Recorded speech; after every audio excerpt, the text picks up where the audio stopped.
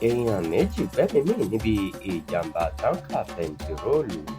Ó kéré tán èèyàn méjì ló kù tí ẹnìkan sì farapa níbi ìjàmbá ọkọ̀ epo bẹntiroolu tó gbiná ní agbègbè Ìláì lójú ọ̀nà Onitsha sí Owerri. Ìṣẹ̀lẹ̀ náà ṣẹlẹ̀ ní àkọjú sí ọ́fíìsì àjọ ẹ̀ṣọ́ ojú pópó ní dédé agogo 9 ààbọ̀ òwúrọ̀, eléyìí tó fa ìbẹ̀rù fáwọn awakọ̀ yòókù.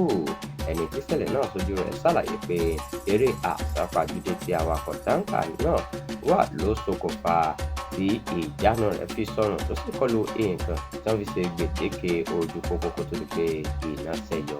Ìròyìn gbọ́ pé iná tó ṣẹ́yọ náà padà ràn mọ́ ọkọ̀ ayọ́kẹ́lẹ́ tó ń tẹ̀lé ọkọ̀ táǹkà náà. Nígbà tó fìdí ìṣẹ̀lẹ̀ náà múlẹ̀, alukoro fún àjọ ẹ̀ṣọ́ ojú pópó nípìnlẹ̀ náà Margaret Nibi ní àwọn ọkọ̀ tó ṣe sábàbí ìṣẹ̀lẹ̀ ọ̀hún ni kò ní nọ́mbà ìdánimọ̀ rárá.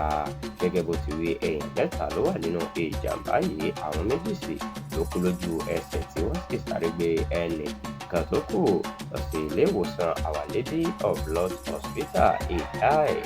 Kọ̀mándà àjọ ẹ̀ṣọ́ ojú pópó agbègbè náà Bridget Àṣepọ̀nọ́tì báwọn mọ̀lẹ́bí wọn kẹ́dùn. Bákan náà ló rọ àwọn awakọ̀ pé kí wọ́n yéé sáré àsápajúdé.